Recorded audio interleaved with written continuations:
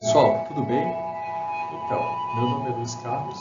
Eu estou aqui, com um conjunto de matérias para facilitar o seu processo de estudo no concurso para professor da Secretaria Estadual de Educação de Goiás.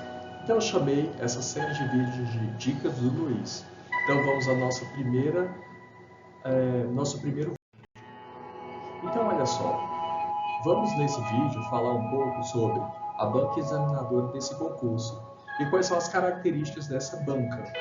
Porque aí a primeira coisa que a gente faz é estudar, saber como é a banca, a partir daí a gente começa a nos preparar. Então, olha só, essa banca, o IADES, o Instituto Americano de Desenvolvimento, eles já atuaram em várias organizações de concursos.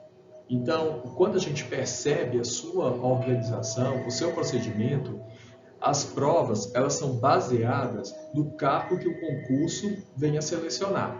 Então, por exemplo, se eu tenho um concurso na área de saúde, então a prova, os textos tendem a seguir a área de saúde. Eles possuem, por isso, um perfil oscilante, e eles seguem o perfil do SEBRASP e da FGV. Isso significa que, quando a gente pega avaliações do SEBRASP e avaliações da Fundação Getúlio Vargas, a gente observa que não são questões diretas. Então, eu tenho muitas questões onde eu tenho textos e eu preciso interpretar esses textos. Então, você vai esperar um pouco disso nessa avaliação. Uma outra coisa, como eu disse aí, eles costumam ter textos longos e cansativos. Isso só é importante, estudarmos, lermos bastante e estarmos preparados a esse tipo de textos. Então eu recomendo até a vocês a pegarem questões, textos longos e já fazendo esse treino, já faça esse treino anterior, porque aí quando chegar na avaliação, você já vai ter uma expertise maior, até mesmo na questão de controle de tempo. As provas de língua portuguesa e raciocínio lógico têm alto grau de complexidade. Tá? Então, nós não vamos esperar algo bem fácil nesse sentido. Então, eu preciso trabalhar um pouco mais com língua portuguesa e raciocínio lógico no meu preparo. Uma outra coisa, como eu já disse anteriormente, é que as questões são contextualizadas com a realidade do cargo. Então, olha só, como o cargo é para professor, então espera-se que na avaliação eu tenha temas voltados à área de professor. Então, nós passamos por um período de pandemia. Então, a pandemia ela vai estar bem presente nessa avaliação. Pode até ser tema de redação. Uma outra coisa é a Base Nacional Comum Curricular, a BNCC. Então, a BNCC vai estar fortemente presente nessa avaliação. Fora as orientações que nós temos aí referentes ao cargo, a organização da função de professor, as modalidades, as etapas, a oferta de ensino que nós temos aí no estado de Goiás. Então, essas coisas a gente precisa ficar atentos. E aí, você que já atua como professor na rede, já tem uma facilidade maior nesse sentido, porque você vivenciou todas essas coisas. Aqui eu trago para vocês língua portuguesa. O que a gente espera, Que norte eu devo tomar para estudar língua portuguesa para esse concurso? Então, olha só, a abordagem, geralmente nas provas que é feita por esse instituto, é gramática normativa e linguística textual. Então, eu já vou colocando a minha gramática em dia, porque eles cobram bastante isso. Como eu já disse anteriormente, em língua portuguesa nós temos textos longos. Então, olha só, na hora de fazer a avaliação, a gente precisa ter um certo cuidado com isso, porque às vezes eu me prendo em textos longos, me prendo em questões e no final eu posso não ter tempo. Então, assim, uma das coisas que vai diferenciar os candidatos é a questão de como saber utilizar o tempo. Porque nós temos 80 questões no concurso, mais uma produção textual. Então, dependendo do tamanho dos textos que eu tiver, eu aconselho a vocês a começar pelos textos que você consegue ler, consegue interpretar e fazer a questão. Aqueles que demandam mais tempo, deixa lá para o final, tá? Para que você tenha um controle do tempo maior. Então, olha só, as questões elas vão privilegiar o conhecimento gramatical e os temas sempre voltados para o cargo. Eles cobram correção gramatical, então eles podem fazer, por exemplo, a reescritura de um trecho, né? E nessa reescritura de um trecho ali, aí você vai aplicar essas regras gramaticais, a questão de acentuação, ortografia, período simples e composto, colocação pronominal, valores semânticos e preposições. Então, eu preciso focar nesses pontos, e eu sei que se eu focar nesses pontos, eu vou me sair bem na avaliação de língua portuguesa. Já em raciocínio lógico, o que eu preciso ficar atento, Luiz?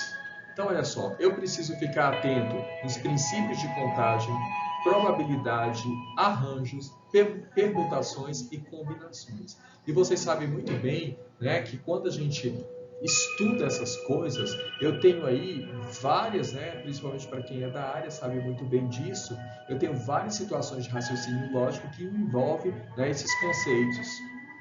E aí é importante, né, quando eu estiver estudando, ver a questão prática de como eu posso, né, pegar questões de raciocínio que envolvam esses temas.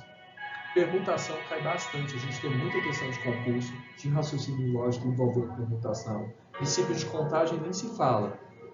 As propriedades também aqui, as operações e aplicações, tá, também são cobrados, aparece bem forte nessa banca, assim como razão, proporção, porcentagem, tá? Então são temas assim que, independente da sua área de atuação, né, eu preciso ter esse domínio. Então aqui no raciocínio lógico, eu não vou ter nada avançado, mas eu preciso saber aplicar esses conhecimentos em situações cotidianas. Conjuntos numéricos, a questão de geometria também já caiu, né, em outras bancas anteriores.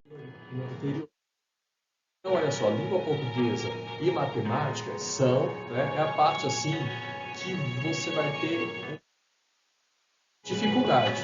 Então, já sabendo disso, eu já posso investir em coisas que são mais fáceis e ir voltando para essas questões mais difíceis e controlando o meu tempo. Em informática, aqui, olha só, o que é exigido são, né, conhecimentos do Word, da internet, web, Windows. O grau de dificuldade nessa banca, né, é baixo. Tá? Então, o Instituto, em relação, se eu comparar a língua portuguesa, matemática e informática é a parte mais fácil. Isso significa que, se é o mais fácil, então eu preciso garantir meus pontos aqui. Tá? E quem trabalhou, né, trabalha na escola e está acostumado a lidar com recursos tecnológicos, então vai muito bem aqui. Né? E fora isso, os recursos básicos da Microsoft. Então, eu preciso, né, entender esses recursos. Né? São coisas que são voltadas lá para o meu cotidiano em sala de aula. Então, aquelas ferramentas que vocês utilizaram para preparar as aulas e utilizam até hoje, aqueles procedimentos, é isso que vai cair em informática. Ok? E aqui eu deixo mais algumas dicas para vocês. Quais são essas dicas? Em primeiro lugar, resolva questões da banca de concursos anteriores. Então, pegue as questões de concursos anteriores, Luiz, mas onde eu vou encontrar essas questões? Como eu disse para vocês, esse é o primeiro vídeo de uma série que eu vou fazer e nos próximos eu vou trazer aqui resolução de questões para vocês e a gente vai comentar e estudar juntos. Eu preciso ter o controle do tempo e para eu ter o controle do tempo é importante que eu, nesse período que eu tenho de dedicação para esse concurso, que eu faça simulados. E aí eu vou fazendo simulado e vou administrando o meu tempo.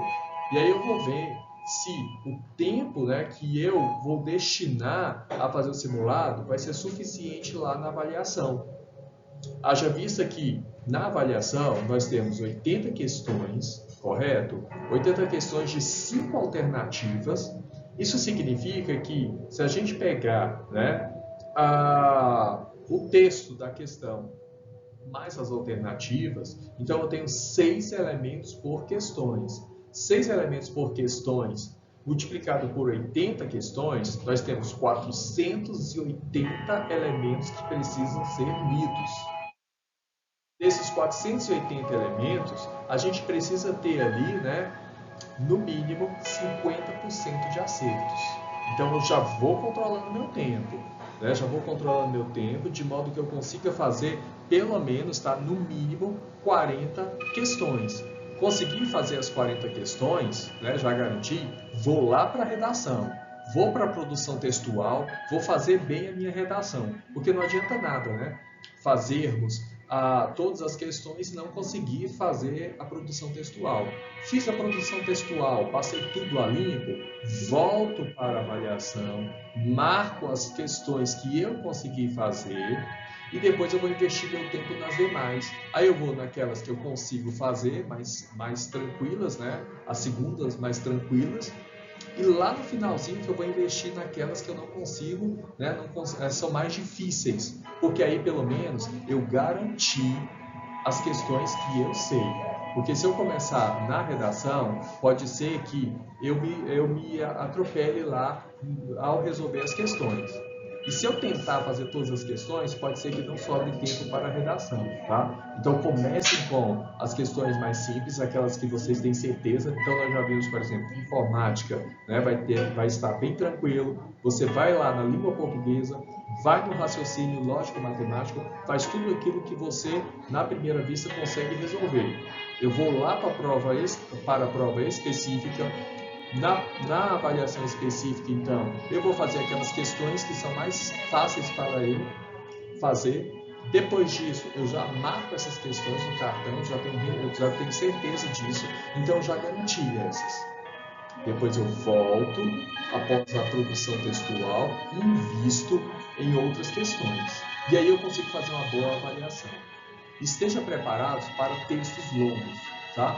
Então, para que, né, eu consiga trabalhar com textos longos, eu preciso treinar isso, tá? Então, vamos estudar, vamos ler bastante, porque à medida que eu vou lendo, cada vez mais que eu leio, eu vou aumentando a minha velocidade de leitura e interpretação.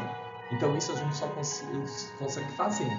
Então, é fazer simulados longos, com textos longos, porque eu vou controlando meu tempo e saber identificar pegadinhas. Nós temos várias pegadinhas, como nós vamos ver em questões aqui que eu vou trazer para vocês. Quando a gente fala, por exemplo, na questão, né, da BNCC, nós temos uma pegadinha ali, que é educação integral e educação em tempo integral. Então, pode ser uma pegadinha para vocês. Fora que nós temos alguns termos, né, que não utilizamos mais. Por exemplo, nós não utilizamos mais a palavra conteúdo, nós utilizamos objetos de conhecimento. Tá? Então fiquem ligados nessas dicas, assinem o canal, tá? E me acompanhem nos próximos vídeos, que aí vai ser sucesso para você. Tá? Então nas próximas postagens nós teremos resoluções de questão e discussão de temas referentes àquelas questões. Tá? Não percam, assine o canal, dê um joinha aí, tá? E bom preparo para todos.